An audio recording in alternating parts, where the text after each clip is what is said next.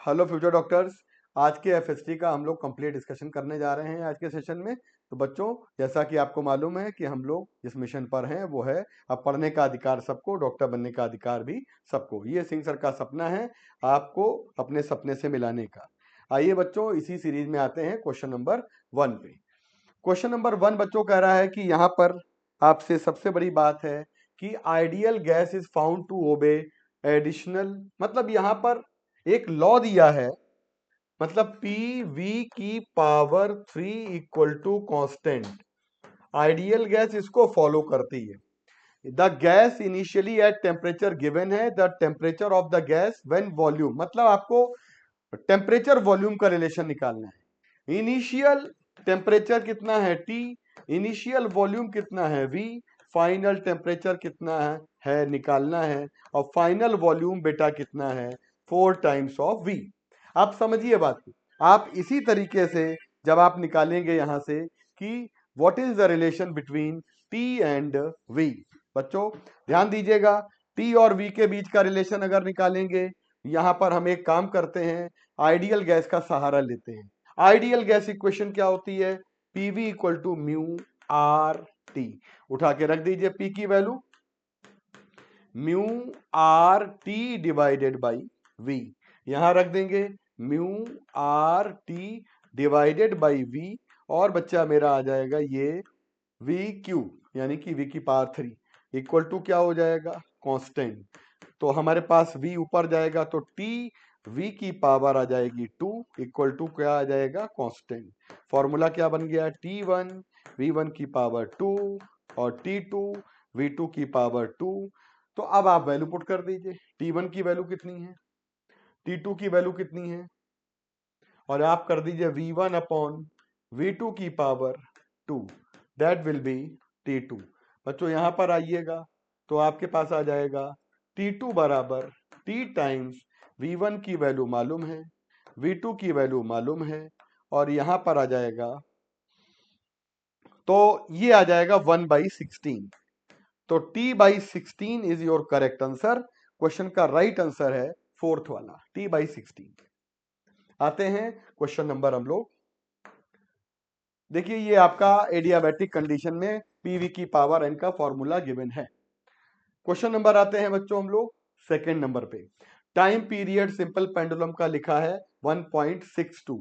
आपको मालूम है कि जब हम सिग्निफिकेंट फिगर में जाएंगे तो जो हमारा लास्ट वाला फिगर होता है यही अनसर्टेन होता है, लास्ट डिजिट डेसिमल के बाद वाला। तो बच्चों यहां पर 1 और 6 तो सर्टेन है, लेकिन 2 हमारा अनसर्टेन डिजिट है। नंबर ऑफ सिग्निफिकेंट फिगर 1 2 3 कहलाए जाएंगे, लेकिन 2 वाला क्या कहलाया जाएगा अनसर्टेन। तो बच्चों याद रखिएगा, ऐसे क्वेश्चन भी पूछे जा सकते हैं सर्टेन और अनसर्टेन को लेकर भी। क्वेश्चन नंबर आ जाते हैं थर्ड नंबर पे। ड्यूरिंग एक्सपेंशन, मतलब एक्सपेंशन ड्यूरिंग हीटिंग, जब हम गर्म करते हैं तो ऐसा क्या होता है कि आपका एक्सपेंशन हो जाए, इंटरमोलिकुलर स्पेस बढ़ने लगता है गर्म करने पर, और बेटा यहाँ पर डेंसिटी की वैल्यू घट जाती है। तो गर्म करने पर हमारी सबसे पहली बात तो कि अकर्स सॉलिड में रहे, ये गलत हो जाएगा। गर्म तो हम हीटिंग तो सभी में कर सकते हैं, एक्सपेंशन किसी का भी हो सकता है। इंक्रीजिंग द वेट, ये गलत हो जाएगा, क्योंकि वेट इक्वल टू होता है मास mg होता है, और मास जो होता है volume into density into gravity. तो हम ये नहीं कह सकते कि यहां पर वेट बढ़ेगा। डिक्रीज द डेंसिटी, ये सही है। गर्म करने पर एक्सपेंशन ड्यूरिंग हीटिंग ये डेंसिटी को घटा देता है। राइट आंसर आ जाएगा थर्ड वाला। आइए बच्चों आते हैं क्वेश्चन नंबर हम लोग 4 पे।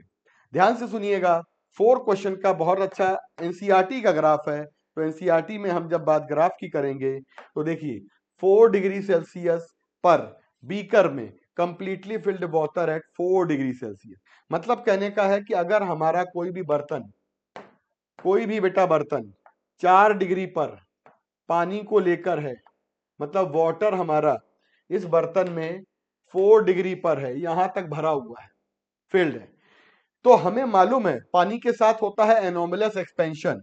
0 डिग्री सेल्सियस से 4 डिग्री सेल्सियस तक पानी को गर्म करेंगे, और 4 डिग्री सेल्सियस से जब हम ऑनवर्ड गर्म करेंगे, तो याद रखना बेटा, तो आप जब याद रखेंगे यहां पर तो पहले हमारा टेम्परेचर बढ़ेगा, वॉल्यूम बढ़ना चाहिए लेकिन एनोमलस एक्सपेंशन में घटेगा और डेंसिटी बढ़ जाएगी। यहां पर वॉल्यूम बढ़ेगा और डेंसिटी घट जाएगी। तो हमसे पूछा जा रहा है यहां पर कि कब ओवरफ्लो करेगा। ग्राफ तो बनाना नहीं है तो हम ग्राफ हटा दे रहे हैं, हमें ग्राफ बनाने की आवश्यकता यहां पर नहीं है। ठीक है बच्चों, तो केवल हमें क्या बताना है, यहां पर हमको केवल बताना है कि कब ओवरफ्लो करेगा। दोनों कंडीशन में करेगा, क्योंकि यहां पर वॉल्यूम घटेगा तो हम क्या कर रहे हैं, 4 से वापस जा रहे हैं, 0 से 4 नहीं आ रहे। 4 पे तो थे ही, 4 से जब वापस जाएंगे तो ठंडा हो रहा है, ठंडा होने पे उसका उल्टा होगा, यानी वॉल्यूम बढ़ेगा। और 4 से आगे गर्म करेंगे तब भी वॉल्यूम बढ़ेगा। तो पानी का न्यूनतम वॉल्यूम, वाटर का न्यूनतम वॉल्यूम होता है 4 डिग्री पर। तो जब हम गर्म करेंगे तब भी और जब हम ठंडा करेंगे तब भी, तो तीसरा वाला आंसर आ जाएगा, ओवरफ्लो करेंगे। ठीक है बच्चों, क्वेश्चन नंबर हम आ जाते हैं 5th नंबर पे। The relationship between RMS velocity, VRMS and most probable, हम जानते हैं VRMS का फॉर्मूला होता है √3 RT/m और V मोस्ट प्रोबेबल होता है √2.5। हम बात यहां पे करें तो मोस्ट प्रोबेबल, अच्छा 2 है ना, वो एवरेज है, तो 2 RT/m। तो हम क्या कर लेंगे, इनका रिलेशन निकालने के लिए डिवाइड कर देंगे। जब इनको हम डिवाइड करेंगे तो कितना आ जाएगा बेटा, √3/2। तो राइट आंसर हमारा आ जाएगा 3/2। आराम से हम लोग 3/2 यहां पर निकाल लेंगे। आइए बच्चों, तो हम लोग 3/2 हमारा जो आंसर है यहां पर, ये जो 3/2 है हमारा, याद रखिएगा कौन सा ऑप्शन बन रहा है, पावर इसकी हो जाएगी, ये देखिए सेकंड वाला ऑप्शन सही है। आ जाते हैं क्वेश्चन नंबर हम लोग 6 नंबर पे। अच्छा ग्राफ है, बात समझिएगा बहुत ध्यान से। फिगर 6 में कहा गया है हमको, समझ लीजिएगा, figure 1 and figure 2 below show displacement time graph. ठीक, अब कह रहा है कि डिस्प्लेसमेंट टाइम ग्राफ में यहां पर सबसे इंपॉर्टेंट बात है, the two particle moving along the X axis, we can say, इसमें उन्होंने डायग्राम के साथ छुप गया है, तो मैं जरा सही क्वेश्चन ले लेता हूं। Figure 1 and 2 below show displacement time graph, the two particle moving along X axis, we can say that, we can say that. पहला ऑप्शन है, पहला ऑप्शन है बोथ पार्टिकल। अच्छा एक बात बताएं, ग्राफ देख रहे हैं, ग्राफ देख रहे हैं, क्या फर्क है दोनों में, स्लोप में फर्क आ रहा है। यहां पर जो स्लोप है,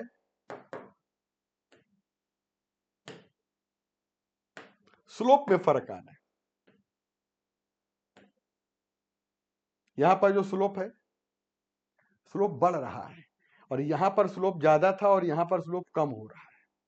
इसका मतलब स्लोप की वैल्यू एक्स टी ग्राफ, यानी कि स्लोप जो होता है वो स्पीड देता है, और यहाँ पे डिस्प्लेसमेंट टाइम ग्राफ में वेलोसिटी जो है ना, यहाँ पर हमारी बढ़ रही है। और जब वेलोसिटी बढ़ रही है इसका मतलब ये एक्सेलरेशन हो रहा है, particle 1 uniformly accelerated and while motion, particle 2 जो हमारा है वो रिटार्ड कर रहा है, यहाँ पर स्लोप घट रहा है। तो याद रखिएगा जो स्लोप होता है हमारा, वो हमारा वेलोसिटी को बताता है। यहाँ पर स्लोप बढ़ रहा है और यहाँ पर स्लोप बढ़ रहा है और यहाँ पर स्लोप घट रहा है। डिक्रीजिंग स्लोप का मतलब है line parallel to X axis होने लगती है, ये पहचानना है आपको।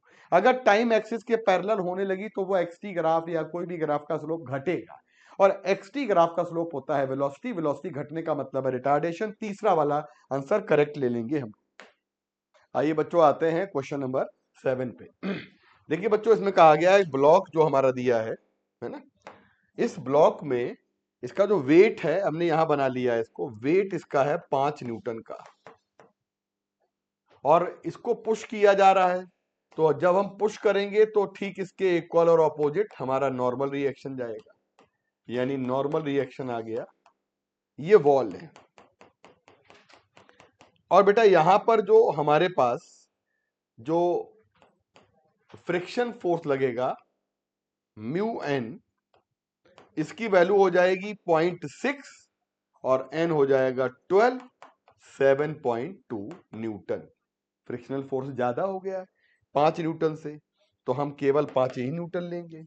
तो हमारे पास क्या आ जाएगा, देखिए ये लग रहा है 5 न्यूटन का फ्रिक्शनल फोर्स, ठीक, और ये है आपका 12 न्यूटन का। तो नेट फोर्स कितना लगाना है, तो net force magnitude of force exerted by the wall, मतलब वॉल के द्वारा नेट फोर्स, क्योंकि हमारा जो फ्रिक्शनल फोर्स है वो 5 न्यूटन लिया जाएगा, 7.2 न्यूटन, ये ज्यादा वैल्यू आ रही ना, तो हम वेट के बराबर ले लेंगे। और हमारे पास 12 न्यूटन, तो इनका इनका जो रिजल्टेंट आएगा वो आएगा हमारे पास 12 स्क्वायर प्लस 5 स्क्वायर, ये आ जाएगा 13 न्यूटन। तो ये दीवार के द्वारा फोर्स ब्लॉक पे लग रहा है।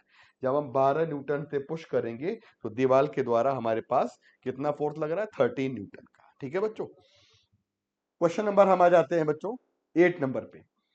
Cyclic process is shown in figure plot PT diagram which is shown. बेटा ये आपको पीटी ग्राफ दिया है, साइक्लिक ग्राफ है, और हमें वीटी ग्राफ सोचना है। एक एक करके सोचते हैं। जरा बताइए, ए से लेकर बी ये कहां से पास करेगा, ओरिजिन से। कौन सा लॉ फॉलो करेगा, ए बी वाला। ए बी वाला कौन सा लॉ फॉलो करेगा, P directly proportional to T, और इस समय वॉल्यूम क्या रहेगा, कांस्टेंट। ये कौन सा लॉ होता है, गैलुसेक लॉ। समझने की बात है, जो ग्राफ ए बी वाला जा रहा है वो गैलुसेक लॉ को फॉलो करेगा, वॉल्यूम कांस्टेंट होगा। कहीं पर वॉल्यूम कांस्टेंट है ए बी में, ए बी में वॉल्यूम कांस्टेंट यहां पर दिया है, और ए बी में वॉल्यूम कांस्टेंट यहां नहीं दिया है, और ए बी में वॉल्यूम कांस्टेंट यहां पर दिया है, देखिए। लेकिन यहां पर टेम्परेचर बढ़ रहा है, तो ये भी नहीं हो सकता, क्योंकि यहां पर आप इधर जा रहे हो तो टेम्परेचर घटेगा, और यहां पर आप ए से बी नहीं जा रहे हैं, बी से ए जा रहे हैं, ये खत्म हो गया। यानी कि हमारा करेक्ट आंसर कौन सा हो गया, सिर्फ एक ही से निकल जाए, हम दूसरे वाले में यहां जाएंगे ही नहीं।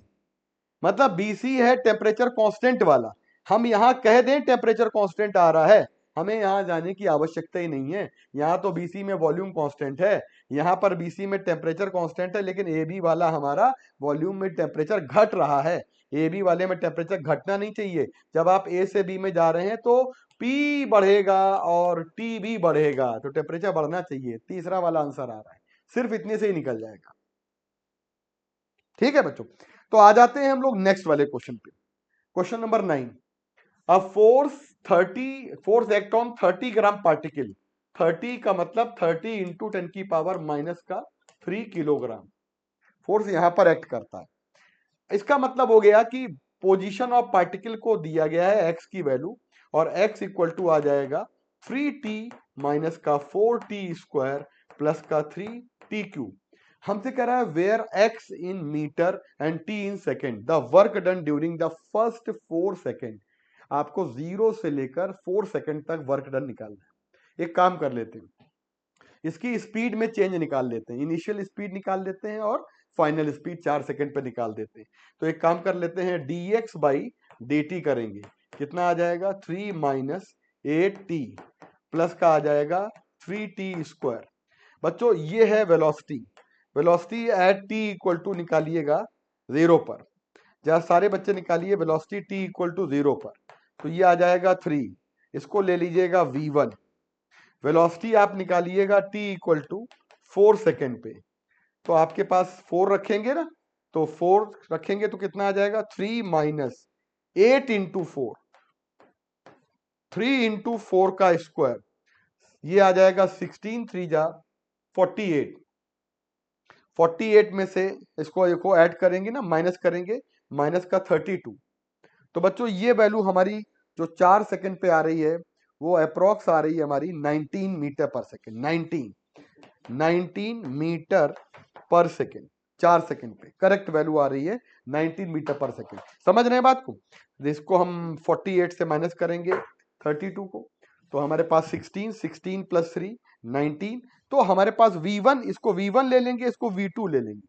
हमसे क्या पूछा जा रहा है यहाँ पर, what is the change in kinetic energy, यानी वर्क डन निकालने का मतलब है चेंज इन काइनेटिक एनर्जी। तो आपको निकालना है work done, that will be change in kinetic energy, final kinetic energy minus initial kinetic energy. बेटा कितना आ जाएगा, half m final velocity minus initial velocity आ जाएगा। तो बेटा कितना आ जाएगा 1 बाई, और m की वैल्यू कितनी है 30 इंटू 10 की पावर माइनस का 3 और 19 का स्क्वायर और बेटा 3 का स्क्वायर, इसको सॉल्व करेंगे 5.28 जूल हमारा राइट आंसर आ जाएगा। मतलब कहने का कि आपको वर्क डन निकालने के लिए वर्क एनर्जी थ्योरम से चेंज इन काइनेटिक एनर्जी निकालनी है, और काइनेटिक एनर्जी चेंज करने का मतलब है इनिशियल वेलोसिटी और फाइनल वेलोसिटी निकालनी। ठीक है बच्चों।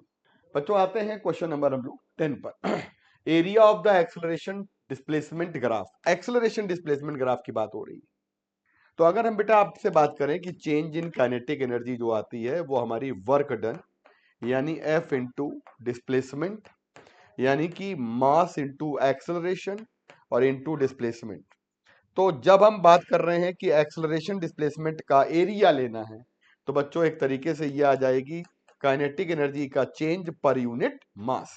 तो change in kinetic energy per unit mass यानी कि यूनिट मास के लिए निकालेंगे तो area of the acceleration displacement graph, acceleration displacement graph का जो एरिया है वो change in kinetic energy per unit mass देता है। आइए बच्चों आते हैं क्वेश्चन नंबर 11 पे। बच्चों आते हैं क्वेश्चन नंबर हम लोग 11 पे। 11 नंबर क्वेश्चन में कह रहा है कि सबसे पहले पहला सेंटर ऑफ मास का पहला सिस्टम है हमारे पास, वो बात कर रहा है हमको कि 1 किलो 2 किलो और 3 किलो का 1 प्लस 2 प्लस 3 ये टोटल मास आ गया हमारे पास 6 किलोग्राम। और बेटा ये कहां पर है 1,2,3 पर है पहला मास। फिर कह रहा है दूसरा सिस्टम जो हमारा है बेटा वो है 3 प्लस 2 kg का, और बेटा ये आ रहा है हमारा M2 और इसको कह देंगे कि 5 किलोग्राम, ये हमारा है -1,3, -2।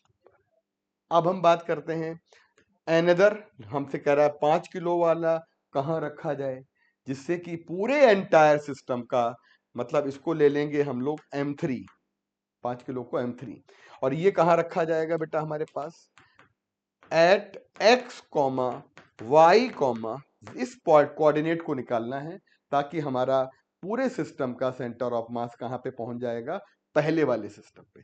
फॉर्मूला लगा दीजिए। हम लोग जब बात करते हैं यहाँ पे फॉर्मूला लगाएंगे तो बेटा देखिए m1 x1 6 into 1, m2 x2 plus 5 into -1, m3 x3 यानी x 5 into x upon m1 plus m2 plus m3 कितना आ जाएगा 1, क्योंकि पहला सिस्टम में x कोऑर्डिनेट क्या है 1। ठीक, तो हमारे पास आ जाएगा बेटा ये आ जाएगा 6, ये आ जाएगा माइनस का 5 प्लस आ जाएगा 5x और डिवाइडेड बाई आ जाएगा 16। बेटा 16 इधर ले आइए 16 और ये आ जाएगा 1 और प्लस आ जाएगा बेटा 5x, x की वैल्यू आ रही है तो मतलब x कोऑर्डिनेट जो हमारा आ रहा है वो 3 आ रहा है। आंसर देखो यहीं से मिला जा रहा है। ऐसा कौन सा ऑप्शन है जिसका x कोऑर्डिनेट 3 दिया गया है? ठीक, अच्छा y निकालना है, जैसे YCM निकालना है तो हमारे पास M1 Y1 M2 Y2 है ना, और M3 Y3 और डिवाइडेड बाई M1 प्लस, मेरा मतलब कहने का है हम निकालेंगे इसी मेथड से लेकिन आंसर हमको x से ही निकल आ रहा है तो पहला वाला आंसर बच्चों लगा लीजिएगा, y भी निकल आएगा और आपका z भी निकल आएगा। क्वेश्चन नंबर हम लोग आ जाते हैं बच्चों 12 नंबर पे। जो 12 क्वेश्चन है इसको पढ़िए। कह रहा है कि दो पार्टिकल हमको दिए गए हैं और दोनों पार्टिकल के लिए बात कर रहे हैं, एक का मास इक्वल मास दिया गया पहली बात तो है ना, और V1 गिवन है और V2 गिवन है। तो एक काम कर लेते हैं कि हम VCM निकाल लेते हैं, तो M V1 और M V2 और डिवाइडेड बाई आ जाता है M प्लस M। कितना आ जाएगा हमारे पास M आ जाएगा बेटा और ये 2i आ जाएगा और प्लस M आ जाएगा और ये 2j आ जाएगा और यहां पर आ जाएगा 2m। सॉल्व करिएगा तो ये आपका कैंसिल हो जाएगा तो i प्लस j ये हमारा VCM। अब कह रहा है वाइल द एक्सेलरेशन, देखो इन्होंने कहा फर्स्ट पार्टिकल का एक्सेलरेशन दिया है while the acceleration of second particle is 0, तो दूसरे पार्टिकल का जो एक्सेलरेशन है वो 0 है, A1 मालूम है A2 0 दिया हुआ है। और बेटा कह रहे हैं centre of mass of two particle move in which type of path. तो पहले ACM निकाल देते हैं हम लोग, है ना। तो जब हम निकालेंगे तो कितना आ जाएगा बच्चों सेंटर ऑफ मास का एक्सेलरेशन निकालें तभी समझ में आएगा। Velocity of centre of mass आ गई है, तो निकालिए कितना आ जाएगा, m इंटू और बेटा नीचे आ जाएगा m+m। तो हमारे पास ACM की वैल्यू आ जाएगी, देखिए मास कितना है m और ये है 3I और प्लस कितना हो जाएगा बेटा हमारे पास, दैट विल बी 3I और 3J। और दूसरा वाला पार्टिकल क्या हो जाएगा, ये हमारा 0 हो जाएगा और डिवाइडेड बाई क्या आ जाएगा, m+m, तो 2m आ जाएगा। तो जब हम 2m कर लेंगे तो हमारे पास ये वैल्यू आ रही है, सेंटर ऑफ मास का एक्सेलरेशन आ रहा है 3/2I+J। तो जब हम एक्सेलरेशन को और वेलोसिटी को, सेंटर ऑफ मास की वेलोसिटी को और एक्सेलरेशन को देखेंगे तो बेटा हम लोगों को ये समझ में आ रहा है ये भी I+J है, यानी अलोंग इन स्ट्रेट लाइन, मतलब एक ही तरफ चल रहे हैं, डायरेक्शन सेम है, डायरेक्शन सेम है, इसका मतलब स्ट्रेट लाइन में मोशन कर रहे हैं, इसका मतलब पहला वाला आंसर सही है। ठीक है, तो ये भी I+J और ये भी I+J है, डायरेक्शन सेम है, कोऑर्डिनेट अलग अलग हो जाएंगे, तो उसका मोशन हो जाएगा under straight line path. Page number 95 साफ साफ दिया है, velocity of the first particle, velocity of the second particle, और इसी तरीके से हम फाइंड कर लेते हैं यहाँ पर। अच्छा बेटा यहाँ पर एनसीईआरटी में आपको एक कॉन्सेप्ट दिया है, लेकिन आपको अपना दिमाग भी लगाना है। ठीक, आइए क्वेश्चन नंबर आते हैं 13 पे। रोप इज नेग्लिजिबल मास की है, वो हमने एक सिलेंडर जो हमारा है उसके ऊपर वाउंड किया हुआ है, और ये जो हमारा पुल किया जा रहा है, कितना फोर्स लगाया जा रहा है, 30 न्यूटन का, और सिलेंडर ऑफ मास 3 किलोग्राम, इसका मास दिया गया है 3 kg का, सिलेंडर का मास है 3 किलोग्राम का, रेडियस कितनी दी गई है इसकी 40 सेंटीमीटर। ठीक है, अब फोर्स लगा रहे हैं, what is the angular acceleration of the cylinder if rope is pulled with force of 30 Newton, what is the linear acceleration। जब हमें स्लिपिंग नहीं करनी है, हमें केवल यहाँ पर जो भी हमको यहाँ पर है वो हमें रोटेशनल मोशन करना है, स्लिपिंग नहीं होनी चाहिए। तो बच्चों यहाँ पर एंगुलर एक्सेलरेशन निकालने के लिए सबसे पहले टाउ इक्वल टू निकालेंगे, तो बेटा ये फोर्स इंटू ये रेडियस आ जाएगी r। बेटा हम एक काम और करते हैं, I इंटू अल्फा इसकी जगह रख देंगे तो हमारे पास आ जाएगा I into alpha F into R. हम अल्फा की वैल्यू, एंगुलर एक्सेलरेशन है, यहां से फाइंड कर सकते हैं कितना आ जाएगा, F की वैल्यू कितनी है 30 इंटू आर की वैल्यू कितनी 40 सेंटीमीटर को मीटर में बदलना पड़ेगा, और डिवाइडेड बाई कितना आ जाएगा बेटा हमारे पास m, और ये mr² होता है, तो mr² कितना हो जाएगा, m की वैल्यू 3 और r² का मतलब 40 इंटू 10⁻⁻² का होल स्क्वायर। सॉल्व करेंगे बेटा तो यहां से ये कैंसिल हो जाएगा, 25 ये आंसर आ रहा है आपका। तो इसका कोई ऑप्शन 25 मिल रहा है बच्चों, यस 25 तो आंसर मैच कर जाएगा। ठीक है, तो यहां से मिलेगा 25। अब अगर हम बेटा आपसे बात करते हैं कि हमें लीनियर एक्सेलरेशन फाइंड करना है, लीनियर एक्सेलरेशन निकालने के लिए A इक्वल टू फॉर्मूला लगाइए, linear acceleration R into alpha, तो R इंटू अल्फा, तो हमारे पास बेटा क्या आ जाएगा, R की वैल्यू 40 सेंटीमीटर और अल्फा की वैल्यू 25, 25 चौको 100, 100 ये आ गया 1000 और 10 की पावर कितनी आ जाएगी -2, 10 मीटर पर सेकेंड स्क्वायर। ठीक, तो हमारा 25 आ जाएगा और 10 आ जाएगा, ऑप्शन नंबर थर्ड वाला मैच कर जाएगा, 13 का थर्ड वाला ऑप्शन। आते हैं क्वेश्चन नंबर हम लोग 14 पर। बच्चों आते हैं क्वेश्चन नंबर 14 पे। What is the minimum energy required to launch a satellite of mass m from the earth surface. तो सरफेस पे टोटल एनर्जी कितनी है, सरफेस की बात करेंगे तो हमारे पास है -G(m)m/r, और जब हम बात करते हैं बेटा 2r पर, यानी कि जब टोटल एनर्जी निकालते हैं तो ग्रेविटेशनल पोटेंशियल एनर्जी का आधा। ठीक है, तो फाइनल एनर्जी क्या आ जाएगी बच्चों, ये आ जाएगी GM अपॉन, ये आ जाएगा 3R, R प्लस 2R, है ना। तो ये आ जाएगा 3R, R plus 2R। Height कितनी है? Circular orbit of radius. तो बच्चों यहां पर हमारे पास आ जाएगा 3R यानी 6R। तो कुल मिलाकर फाइनल एनर्जी आ जाएगी हमारे पास -GM अपॉन 6R।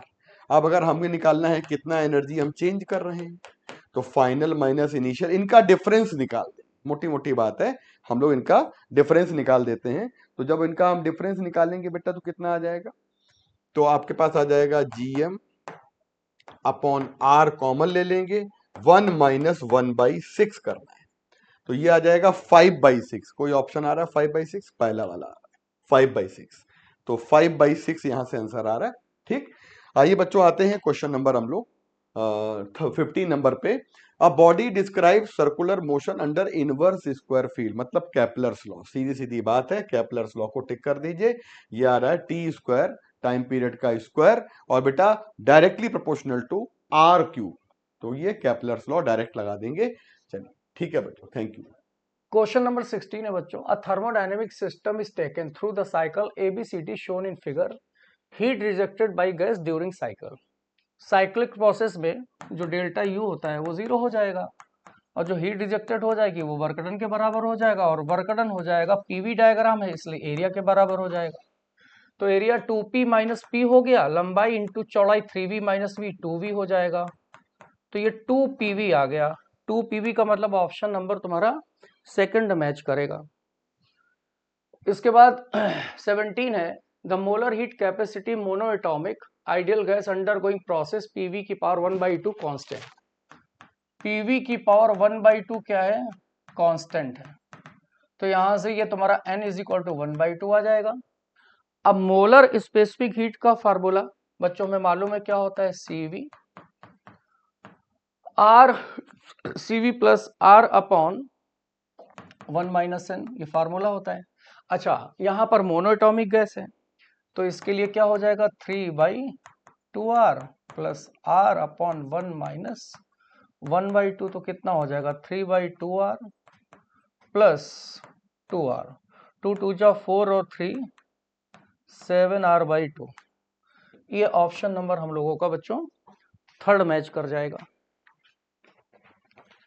ठीक है, नेक्स्ट क्वेश्चन है the RMS and most probable speed of molecule. ये दोनों अलग अलग होती हैं, डिफरेंट होता है। RMS वेलोसिटी क्या होता है? √3RT/m। देखो फार्मूला मालूम ही होगा, VRMS क्या होता है? √3RT/m। और मोस्ट प्रोबेबल स्पीड क्या होती है? MP √2RT/m। तो ये दोनों डिफरेंट ही होते हैं फार्मूले से, तो इससे इसका आंसर सेकंड मैच हम लोगों को कर जाएगा। ठीक है बच्चों, नेक्स्ट क्वेश्चन देखो क्या कह रहे हैं। Kinetic and potential energy of particle executing SHM with amplitude will be equal when displacement. यानी कि अगर SHM करते हुए पार्टिकल की काइनेटिक और पोटेंशियल एनर्जी इक्वल हो तो बच्चों इसमें डिस्प्लेसमेंट क्या होगा, ये चीज हम लोगों को बतानी है। तो काइनेटिक एनर्जी का फॉर्मूला हाफ mv² होता है, v स्क्वायर क्या हो जाएगा? Omega square a square minus x square. Potential energy हो जाएगा half m omega square x square. तो ये कैंसिल हो गया, तो a स्क्वायर x उधर ले जाएंगे तो 2x स्क्वायर हो गया। तो x बराबर क्या आ जाएगा? a/√2। तो थर्ड आंसर आ गया इसका, third option is the right option. 20 number आ जाओ। A particle is executing SHM, then graph of velocity as function of displacement is। Particle SHM कर रहा है, वेलोसिटी और डिस्प्लेसमेंट के बीच में हम लोगों को ग्राफ चाहिए। तो वेलोसिटी का फॉर्मूला क्या होता है? v is equal to omega √a square minus x square. Square करो, v स्क्वायर क्या मिलेगा? ओमेगा स्क्वायर और a square minus x square. इसको और सॉल्व करो तो मिलेगा omega square a square minus omega square x square. अब ये v स्क्वायर प्लस कर दो omega square x square is equal to omega square a square. इसका डिवाइड कर दो तो ये आएगा v square upon omega square a square plus, और यहां पर आएगा x square by a square, और इज इक्वल टू कितना हो जाएगा? 1। ये किसका आया? ये किसका आया बच्चों? ये इक्वेशन तुम लोग को मालूम है किसकी होती है? ये इक्वेशन इलिप्स की होती है, क्यों बच्चों? ठीक है ना? तो ये इलिप्स की इक्वेशन है। एलिप्स की इक्वेशन स्टैंडर्ड होती है x square by a square plus y square upon b square 1। तो ये स्टैंडर्ड इक्वेशन इलिप्स की आ गई। तो इसका मतलब कि वेलोसिटी और डिस्प्लेसमेंट के बीच में ग्राफ इलिप्स होगा। ये कुछ रिजल्ट है, इसको डायरेक्ट याद रखो तो अच्छा रहेगा बच्चों। नेक्स्ट क्वेश्चन आया, कंसीडर द फॉलोइंग स्टेटमेंट। काफी लंबा चौड़ा ये क्वेश्चन है। If potential energy particle given by ax power 4 bx square then point is stable equilibrium. देखो बच्चों, स्टेबल इक्विलिब्रियम के लिए सबसे पहला काम तो हम निकाल दें क्या, du बाई dx निकालो। तो du बाई dx कितना आएगा, 4ax क्यूब माइनस 2bx। इसके बाद दोबारा डिफरेंशिएशन करो, d2u बाई dx2 निकालो, तो आ जाएगा 12ax स्क्वायर माइनस 2b। अब यहाँ पे x जीरो रखो, जीरो पे चेक करना, x जीरो जब रखेंगे तो ये माइनस 2b आएगा। x जीरो रखो तो माइनस निगेटिव आएगा, और निगेटिव में बच्चों अनस्टेबल होता है, स्टेबल नहीं होता है। तो इससे ये ऑप्शन क्या हो गया, रॉन्ग हो गया। Two capacitor of capacitor C2C are connected in series across battery. The charge on each capacitor same. Series में चार्ज सेम होते हैं, तो ये सही हो गया। थर्ड है, for hydrogen atom the speed of electron nth orbit proportional to 1/n। ये भी सही है, Vn प्रोपोर्शनल टू 1/n होता है, तो थर्ड ऑप्शन सही हो गया। फोर्थ है, to coherent source have unequal intensity, complete destructive interference is not possible. ये भी सही है। अगर कंप्लीट डिस्ट्रक्टिव इंटरफेरेंस कराना है तो एम्पलीट्यूड और इंटेंसिटी क्या होना चाहिए, एम्पलीट्यूड वगैरह बिल्कुल सेम होना चाहिए, लेकिन अनइक्वल है तो यानी कि ये पॉसिबल नहीं है, ये भी सही है। In SHM the time period independent of amplitude only if restoring force exactly proportional to displacement, ये भी ठीक है। अब प्रोपोर्शनल टू क्या होता है, डिस्प्लेसमेंट, तो टाइम पीरियड क्या होता है, 2 pi under root m by k. Spring में 2 pi under root l by g होता है। तो यहां पर कहीं पर भी बच्चों टाइम पीरियड में एम्पलीट्यूड नहीं आ रहा है, तो ये भी सही है। For relativistic particle momentum doubles, kinetic energy also double, ये गड़बड़ है। काइनेटिक एनर्जी देखो, इसमें मोमेंटम अगर डबल होगा तो काइनेटिक एनर्जी डबल होगी। इसका फॉर्मूला क्या होता है, E total energy m not c square, kinetic energy का ये फॉर्मूला होता है बच्चों। अगर इसमें तुम क्या करोगे, देखो मोमेंटम को डबल कर दो, E की वैल्यू एनर्जी को मोमेंटम के टर्म्स में लिखेंगे तो pc का होल स्क्वायर आएगा। तो ये काइनेटिक एनर्जी डबल नहीं होने वाली है, कुछ ना कुछ वैल्यू डिफर कर जाएगी। डिफर करने का मतलब ये रॉन्ग हो गया। तो ऑप्शन 2, 3, 4, 5 सही होगा, यानी कि पहला ऑप्शन ये तुम्हारा करेक्ट आ गया। नेक्स्ट क्वेश्चन है, the equation of transverse wave travelling on A rope given by y is equal to 10 sin pi 0.01x minus 2t where yx in centimeter t second, the maximum speed particle. Maximum speed क्या होती है, ए omega. तो amplitude यहाँ पे बच्चों देखो जो starting में होता है ये एम्पलीट्यूड हो गया 10, ओमेगा हो जाएगा टी का टर्म, तो पाई का अंदर गुणा करेंगे तो टी का कोफिशिएंट 2 पाई आएगा, टी का कोफिशिएंट 2 पाई आएगा।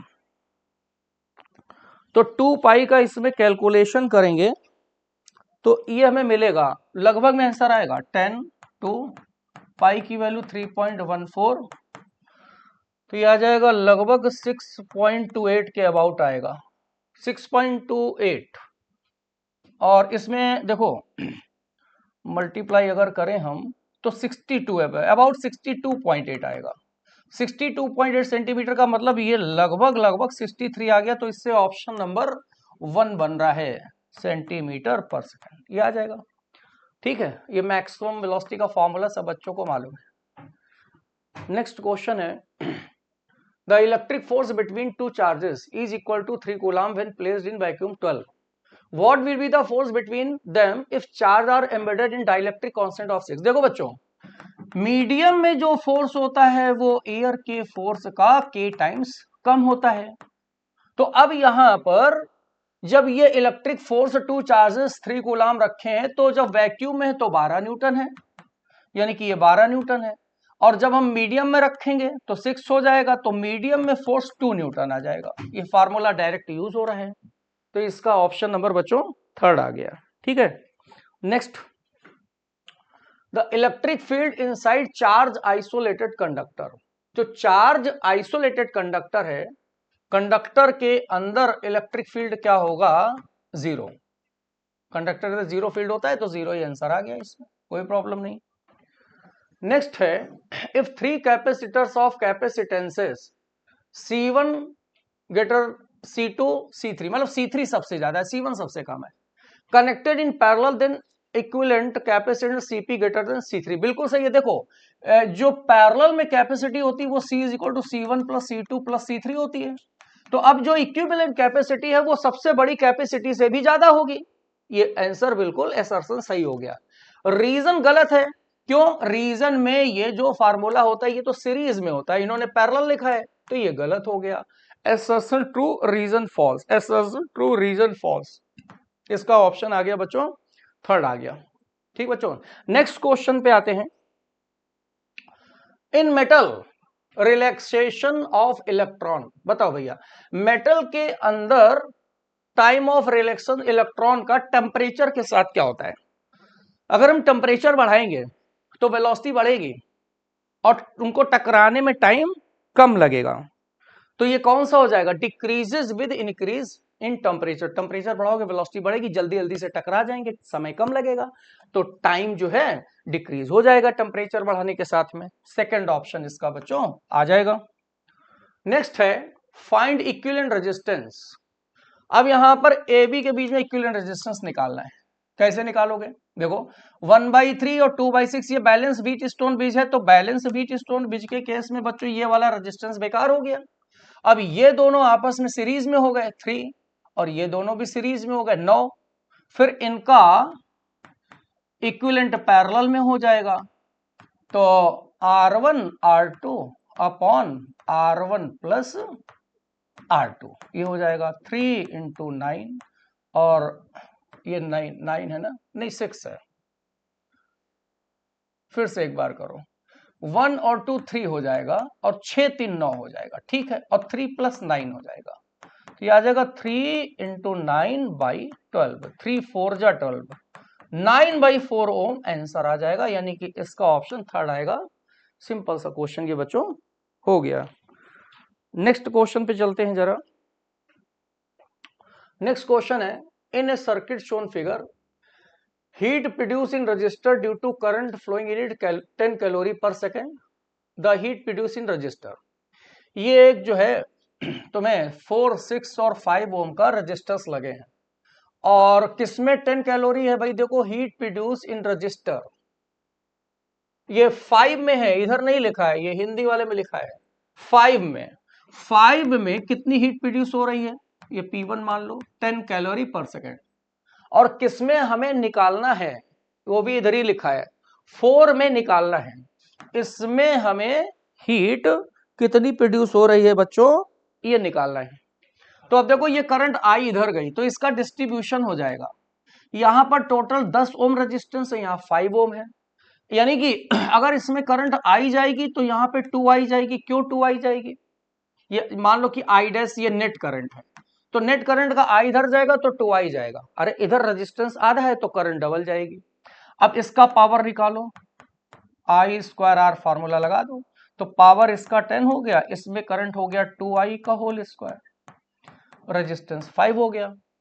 अच्छा 4 में आप निकालेंगे तो पावर 4 में निकालो, I²R हो जाएगा 4, कितना आएगा? I² कैंसिल हो जाएगा, ये बच्चों आएगा हमारा 10/4 में पावर निकालना है, ये 4 I² 5/I² × 4, 4I² कैंसिल हो गया, 5 2 जा 10, तो 2 कैलोरी पर सेकेंड पावर आ गया।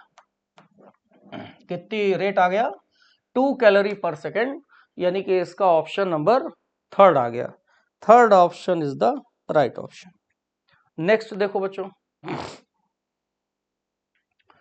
a circular conducting loop connected by battery according to figure, the length of ABC and ADC L1 L2, then which is correct? इसमें करेक्शन बताना है। यहां पर एक करंट गई तो ये करंट यहां पे डिवाइड हो जाएगी, यानी कि ये और ये आपस में पैरेलल में हो गए, और पैरेलल में बच्चों वोल्टेज सेम होता है, तो इसमें वोल्टेज V1 मान लो और इस वाले में V2 मान लो, और V बराबर IR हो जाएगा, I1 R1 I2 R2, R1 हो जाएगा रो L बाई ए। तो इधर की लेंथ L1 मान लो, इधर की लेंथ L1 हो गई, गिवन है ADC, और बाई ए, और I2, और ये हो जाएगा रो L2 बाई ए। तो यहां से रो ए कैंसिल हो जाएगा, तो ये आ जाएगा सीधे सीधे I1 L1 is equal to I2 L2, यानी कि इसका ऑप्शन कौन सा मैच कर गया बच्चों? Third option is the right option. 30 number है, if electrons velocity is 3I cap 2J cap and it is subjected to magnetic field of 10K Tesla, then its speed will change, path will change, both है भी, ये बताना है। तो देखो बच्चों, एक चीज ध्यान दो, कभी भी मैग्नेटिक फील्ड में स्पीड चेंज होती नहीं है, स्पीड कांस्टेंट होती है और काइनेटिक एनर्जी भी कांस्टेंट होती है। अच्छा, अब यहां पर ये वेलोसिटी एक्स वाई प्लेन पर है और मैग्नेटिक फील्ड जेड एक्सिस पे है, यानी कि वेलोसिटी मैग्नेटिक फील्ड के परपेंडिकुलर है, तो पाथ इसका सर्कुलर हो जाएगा। पाथ सर्कुलर का मतलब केवल क्या चेंज होगा? पाथ ही चेंज होगा बच्चों, और इसके अलावा कोई चेंज नहीं होगा। तो इसका ऑप्शन बच्चों सेकंड आ गया, second option is the right. तो क्वेश्चन नंबर 31 देखते हैं। ए बीम ऑफ इलेक्ट्रॉन, जहां पे दोनों इलेक्ट्रिक फील्ड और मैग्नेटिक फील्ड हैं, और इसके बावजूद ये विदाउट डिफ्लेक्शन जाता है, कांस्टेंट वेलोसिटी या विदाउट डिफ्लेक्शन, बात एक ही है।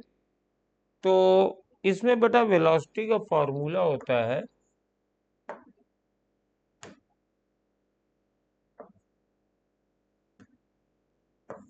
v बराबर E अपॉन बी, क्योंकि अगर वो कांस्टेंट वेलोसिटी से जा रहा है तो दोनों इलेक्ट्रिक फोर्स और मैग्नेटिक फोर्स एक दूसरे को बैलेंस कर देते हैं।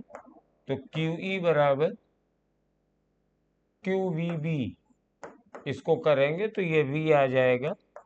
तो इलेक्ट्रिक फील्ड है 40 और मैग्नेटिक फील्ड है 1 टेस्ला, तो इलेक्ट्रॉन की स्पीड 40 मीटर पर सेकेंड है। तो सेकेंड ऑप्शन इसका रहेगा।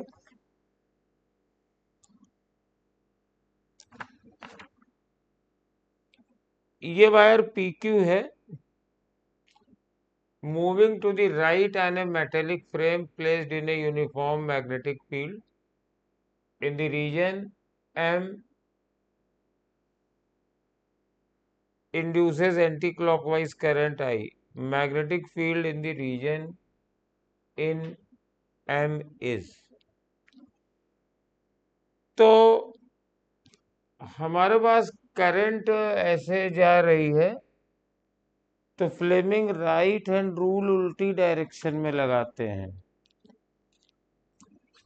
इंड्यूस करंट की डायरेक्शन कैसे निकलती है? राइट हैंड रूल से। तो मेरे पास ये करंट होती है, तो ये ऐसे ऐसे रखेंगे, तो मैग्नेटिक फील्ड की डायरेक्शन इनवर्ड आ रही है, तो perpendicular to the paper pointing downwards, third answer हो जाएगा। खाली बस तुम्हें फ्लेमिंग राइट हैंड रूल लगाना था। इंड्यूस करंट ऐसे बह रही है ना, तो राइट हैंड रूल लगाएंगे, तो इधर हो गया मोशन, करंट इधर, तो ये फील्ड देखो अंदर की ओर डायरेक्ट कर रही है, तो ये तो डायरेक्शन सही हो जाएगा।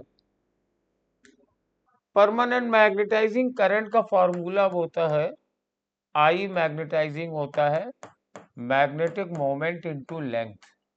तो बस ये 10 टू द पावर 6 है, और लेंथ को मीटर में बदल लीजिए 0.1, तो ये 10 टू द पावर 5 एम्पियर की करंट आ जाएगी। सीधे फॉर्मूले का क्वेश्चन था। There is a long straight wire, question number 34 पढ़ रहे हैं। There is a long straight wire XY passes through the center of circular loop, lies in the plane of the loop। तो इंड्यूस करंट, तो बेटा induce current नहीं होगी, क्योंकि जितना फील्ड इधर निगेटिव होगी इधर फील्ड डाउनवर्ड है, इधर अपवर्ड है, तो अगर आप किसी भी तरफ से देखेंगे तो जितना फ्लक्स इसको पॉजिटिव डेवलप होगा उतना ही फ्लक्स इधर से निगेटिव कटेगा। तो करंट बढ़े चाहे घटे, डेल्ट फाई तो हमेशा जीरो ही रहेगा और वो कांस्टेंट है। तो देयरफॉर कोई इंड्यूस करंट डेवलप नहीं होगी।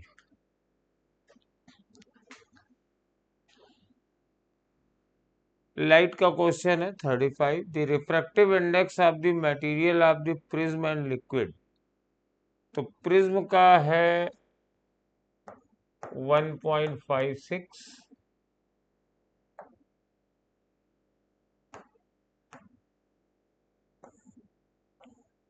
ऐसे बना लेते हैं, ये लाइट रे ऐसे आ रही है, ये एंगल थीटा है, तो इसका रिफ्रैक्टिव इंडेक्स है 1.56 और लिक्विड का है 1.32। कहते थीटा की वैल्यू क्या हो कि रिफ्रैक्शन होना चाहिए। What will be the value of theta for the following.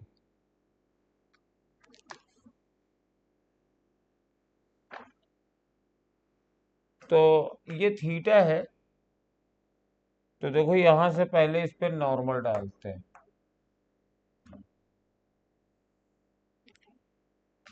ये एंगल ऑफ इंसिडेंस है, तो अगर ये थीटा है तो ये 90 माइनस थीटा है, तो ये भी थीटा है।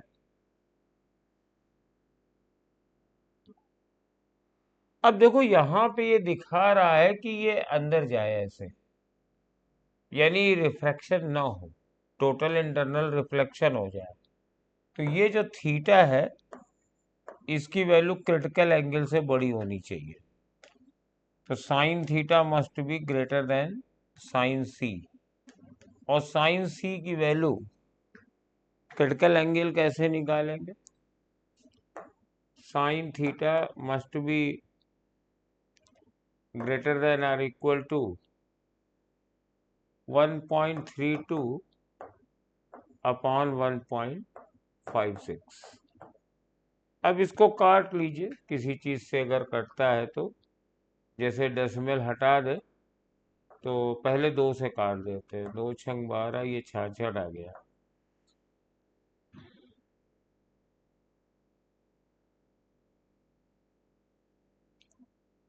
दो सत्ते 14,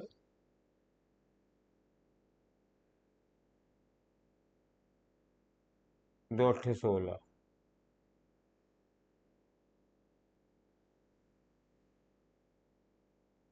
तो ये 6 से काट दीजिए, ये 11 और ये 13।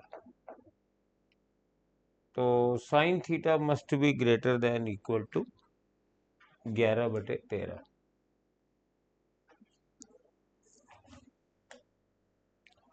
ये फॉर्मूला लगा हुआ है। Angle of minimum deviation for prism is 40 degree and angle of the prism is 60 degree. The angle of incidence in the position will be। तो I प्लस E बराबर होता है A प्लस डेल्टा, और अगर minimum deviation का case है तो I और E बराबर होते हैं, तो 2I बराबर 40 प्लस 60, तो I बराबर 50 डिग्री, 40 60 100/2। तो 36 इज द थर्ड आंसर।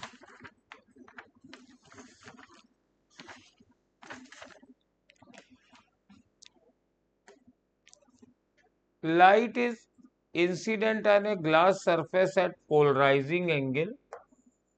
तो बेटा अगर ये पोलराइजिंग एंगल है और ये आई है, तो ये 57.5 है, तो बेटा ये रिफ्रैक्टेड एंगल होगी, और यहां पर ये रिफ्रैक्शन एंगल होगा, ये रिफ्रैक्टेड रे है।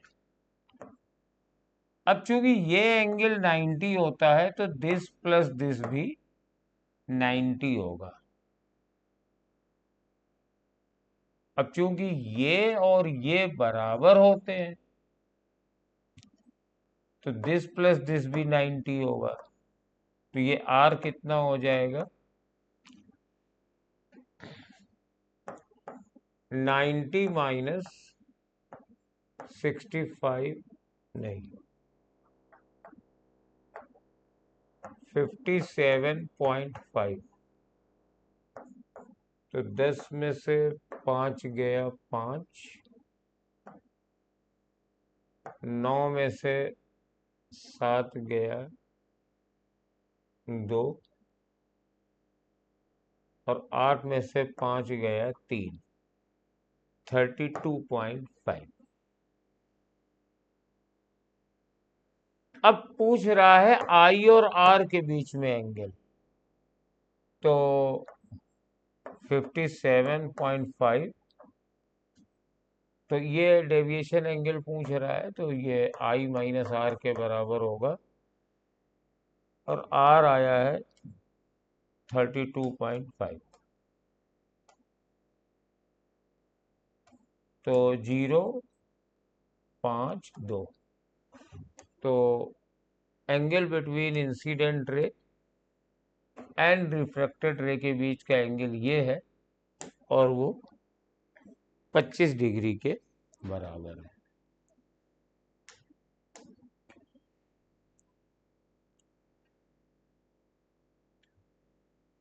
यंग्स के एक्सपेरिमेंट में मैक्सिमम इंटेंसिटी की 1/4 इंटेंसिटी है, तो I बराबर I0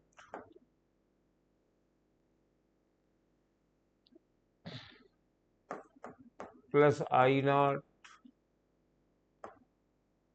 plus 2I0 cos phi।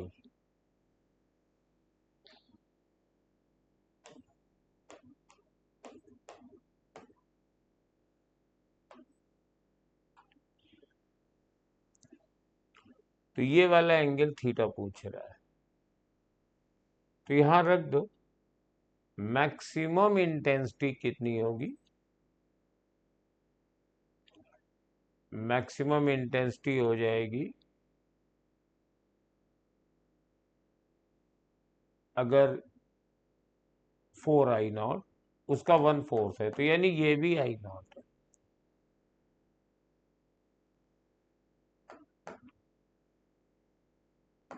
तो 2I0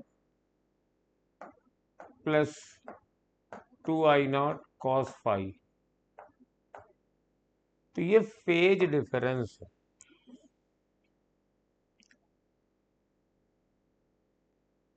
तो फाई तो आ गया मेरे पास 2π/3।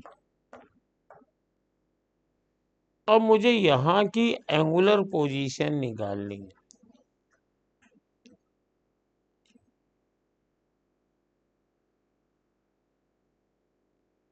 तो एंगुलर पोजीशन कैसे निकालेंगे, यहां का फेज डिफरेंस मालूम है, तो पाथ डिफरेंस हो जाएगा 2π/3 2π/λ इंटू डेल्टा एक्स, तो 2π कट गया, तो डेल्टा एक्स हो जाएगा λ/3। अब पाथ डिफरेंस होता है d sin थीटा, अगर ये एंगल थीटा है, बराबर λ/3, तो थीटा बराबर sine inverse λ/3d, third answer हो जाएगा। ठीक, for photo electric emission from certain metal cut off frequency is new. Cut off का मतलब threshold frequency.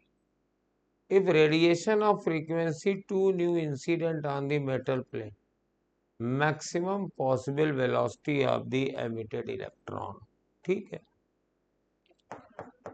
Half m v max square बराबर 2 h nu minus h nu, ये work function है और ये फोटॉन की एनर्जी है। तो Vm बराबर 2 h न्यू, ये 2 ऊपर आएगा, ये h न्यू बचेगा अपॉन m अंडर रूट, तो सेकेंड ऑप्शन आ जाएगा। ये देखिए इस इक्वेशन से इस पेज से क्वेश्चन था।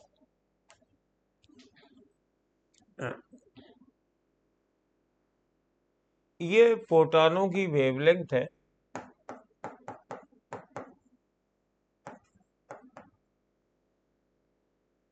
और ये एनर्जी है। तो E बराबर बेटा क्या पूछ रहा है, number of photons n into hc by lambda. तो ये मेरे पास E है,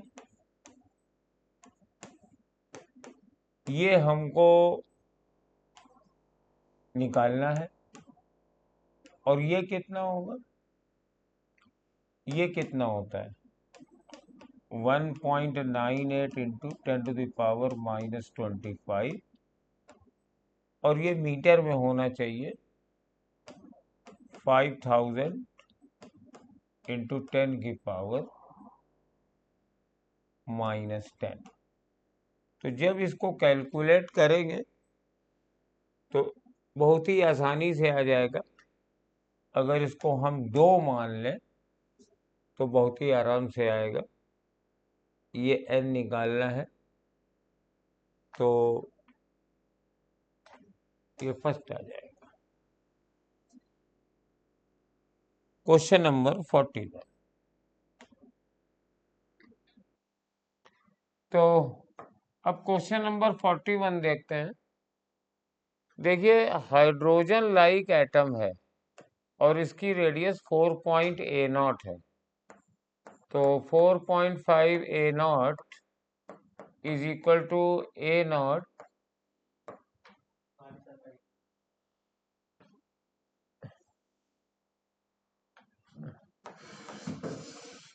n स्क्वायर बाई जेड, ये फॉर्मूला होता है रेडियस का, और ये एंगुलर मोमेंटम है।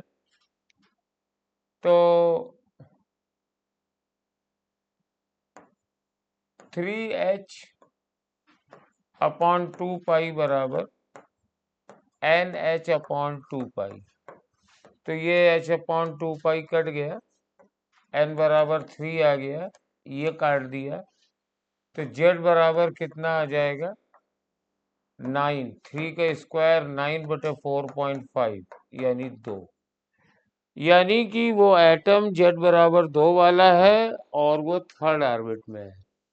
तो कौन सी वेवलेंथ निकलेगी, तो निकालो भाई। ये n बराबर 3 है और ये 1 है, इलेक्ट्रॉन आ रहा है, तो 1 अपॉन लैम्डा बराबर r जेड स्क्वायर यानी 2 का square 1 upon 1 square minus 1 upon 3 square. तो लैम्डा बराबर आ जाएगा 9/32r। तो लैम्डा कितना आएगा, देखिए ये 1, ये लैम्डा उधर ले गए, तो r तो नीचे आएगा ही, और 9 माइनस 8 और ये 32 आ जाएगा, और ये 9 ऊपर चला जाएगा। तो 9/32r इसकी वेवलेंथ हो जाएगी। ये एक ट्रेडिशनल रूटीन क्वेश्चन है। अल्फा पार्टिकल का मास दिया गया है, प्रोटॉन का मास दिया गया है, न्यूट्रॉन का मास दिया गया है, बाइंडिंग एनर्जी अल्फा पार्टिकल निकालनी है। तो बाइंडिंग एनर्जी क्या होगी, पहले थ्योरेटिकल मास लिखेंगे, तो 2 इंटू 1.00783, क्योंकि अल्फा पार्टिकल में 2 प्रोटॉन और 2 न्यूट्रॉन होते हैं। तो इसी में मैं न्यूट्रॉन का भी मास ऐड कर दूं, 1.00867। अब ये थ्योरेटिकल मास है, इसमें से अल्फा पार्टिकल का मास हम माइनस कर देंगे, तो 4.0030 ये मास डिफेक्ट आ गया। और ये मास डिफेक्ट निकालेंगे तो ये AMU में आ रहा है। तो बाइंडिंग एनर्जी क्या होगी? बाइंडिंग एनर्जी EB बराबर हो जाएगा डेल्टा M, और जब बेटा ये वाली चीज AMU में है तो मल्टीप्लाई करेंगे 931.5। अब देखो रटने का तुम्हें फायदा दिखाएं, या तो M ये रख के मल्टीप्लाई करो, नहीं कुछ तो यार कॉमन सेंस रखा करो। अल्फा पार्टिकल की बाइंडिंग एनर्जी इतनी ही होती है तो इतनी ही आएगी, ठीक। अब देखो question number 43, S1 and S2 are coherent point sources in XY plane at point 0, 0 and 0 and 3 lambda।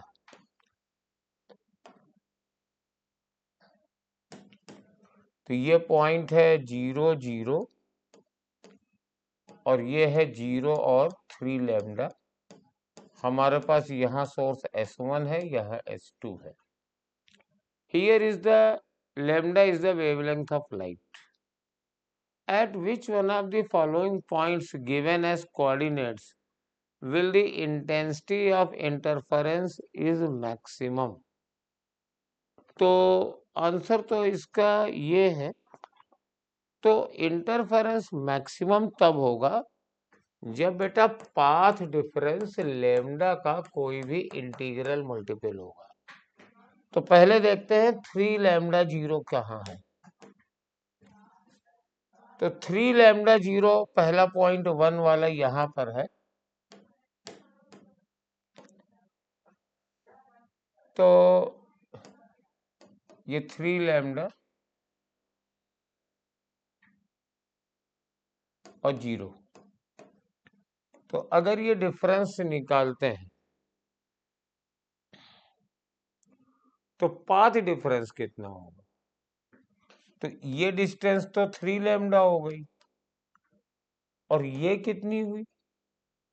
ये हो गई, पाइथागोरस से निकालेंगे, 3 लैम्डा 3 लैम्डा 3 लैम्डा √2 हो गया, 3 लैम्डा √2। तो इन दोनों का डिफरेंस आ रहा है 3 lambda √2 minus 3 lambda.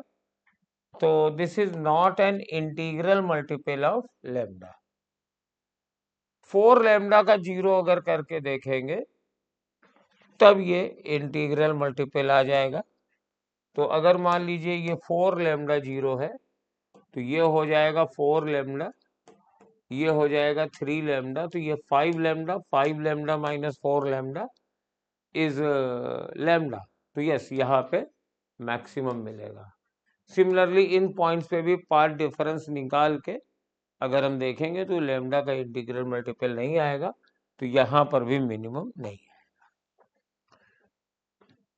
Zener diode है, 24 डिग्री पर वोल्टेज रेगुलेट कर रहा है, तो ये वाला वोल्टेज हो जाएगा 24, और डायोड की पावर है 600 मिलीवाट, तो ये 600 मिलीवाट है। डिवाइड कर दो, तो जब डिवाइड करोगे तो ये आंसर आ जाएगा, डिवाइड कर लो, 25 मिली एम्पियर आ जाएगा। ये मिलीवाट है ना, और ये वोल्ट है। अब इसमें से करंट कितनी होगी? 32 माइनस 26, 24 डिवाइडेड बाई R, और ये वाली करंट डेफिनेटली 25 मिली एम्पियर से ज्यादा की होनी चाहिए। तो इससे अगर हम R निकालेंगे तो 320 ओम का आंसर आ जाएगा। 320 ओम कम से कम ये R होना चाहिए।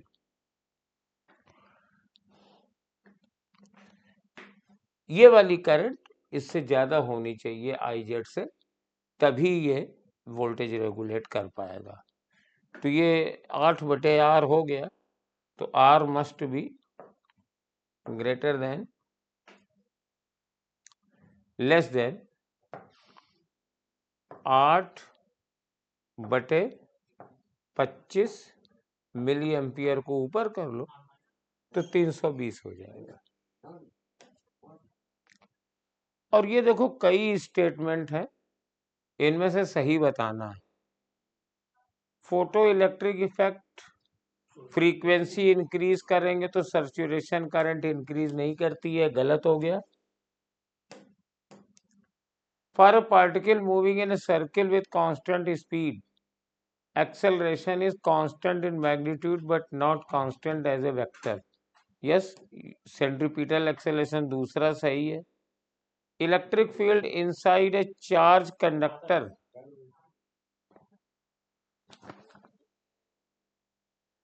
in electrostatic equilibrium is 0. Yes, ये सही है। De Broglie wavelength of a particle increases if kinetic energy increases. नहीं, घटती है, तो ये गलत है। In a PN junction diode under forward bias depletion region width increases. नहीं, गलत है, घटती है। फॉरवर्ड बाइस में घटती है, रिवर्स बाइस में बढ़ती है। The escape velocity of a alpha particle does not depend upon the mass of the, हाँ ये सही है। escape velocity √2 gm/r होती है, तो अर्थ के मास पे तो डिपेंड कर रही है, लेकिन उस बॉडी के मास से इंडिपेंडेंट होती है। तो आउट ऑफ 6 स्टेटमेंट 2, 3, 6 सही थे, तो we will choose answer number first. ये एक नया प्रयोग बायो की तरीके से था,